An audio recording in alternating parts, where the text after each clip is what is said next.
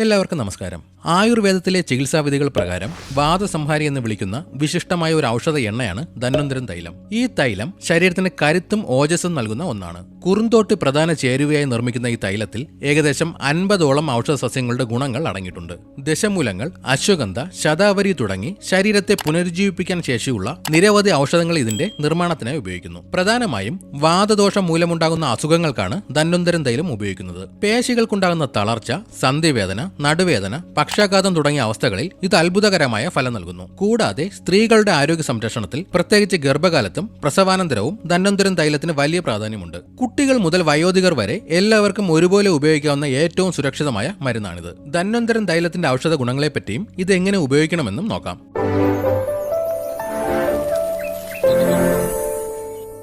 സന്ധിവേദന, നടുവേദന, കഴുത്തുവേദന എന്നിവ ഉണ്ടെങ്കിൽ ധന്വന്തരം തൈലം ഉപയോഗിച്ച് മസാജ് ചെയ്യുന്നത് വലിയ ആശ്വാസം നൽകും. ഇത് ശരീരത്തിലെ വാതദോഷങ്ങളെ ശമിപ്പിക്കുകയും സന്ധികളിലെ തേയ്മാനം തടയുകയും ചെയ്യും. കഠിനമായ ജോലി ചെയ്യുന്നവർക്ക് പേശികൾക്കുണ്ടാവുന്ന ബലക്കുറവ് പരിഹരിക്കാൻ ഈ തൈലം സഹായിക്കും. ഇത് മാംസപേശികളെ പുഷ്ടിപ്പെടുത്തുകയും ശരീരത്തിന് വഴക്കം നൽകുകയും ചെയ്യും. ഗർഭകാലത്ത് സ്ത്രീകൾക്കുണ്ടാകുന്ന നടുവേദനയും കാലുകളിലെ നീരും കുറയ്ക്കാൻ ഈ തൈലം ഉപയോഗിക്കാം. പ്രസവശേഷം അടിവയറിലെ പേശികൾ പഴയ നിലയിലാകാനും സ്ട്രെച്ച് മാർക്കുകൾ കുറയാനും ധന്വന്തരം തൈലം മികച്ചതാണ്. പക്ഷാഘാതം ബാധിച്ചവർക്ക് കൈകാലുകളിലെ ചലനശേഷി തിരിച്ചുപിടിക്കാൻ ധന്വന്തരം തൈലം ഉപയോഗിച്ചുള്ള ഉഴിച്ചിലും പിഴിച്ചിലും ഏറെ ഗുണകരമാണ്. ഇത് തളർന്ന നാഡികളെ ഉത്തേജിപ്പിക്കും. പതിവായി ധന്വന്തരം തൈലം തേച്ച് കുളിക്കുന്നത് ശരീരത്തിന്റെ പ്രതിരോധശേഷി വർദ്ധിപ്പിക്കാൻ സഹായിക്കും. ഇത് ചർമ്മത്തിന് തിളക്കം നൽകാനും നല്ലതാണ്. ധന്വന്തരം തൈലം ചെറുതായി ചൂടാക്കി നട്ടലിന്റെ ഭാഗത്ത് പതിയെ തേച്ചു പിടിപ്പിക്കുക. അതിനുശേഷം ഉപ്പും മണലുമിട്ട കിഴി കൊണ്ടോ അല്ലെങ്കിൽ ചൂടുവെള്ളം നിറച്ച ബാഗ് കൊണ്ടോ ചൂട് പിടിപ്പിക്കുന്നത് വേദന പെട്ടെന്ന് കുറയാൻ സഹായിക്കും. രാത്രി ഉറങ്ങുന്നതിന് മുൻപ് അല്പം ധന്വന്തരം തൈലം എടുത്ത്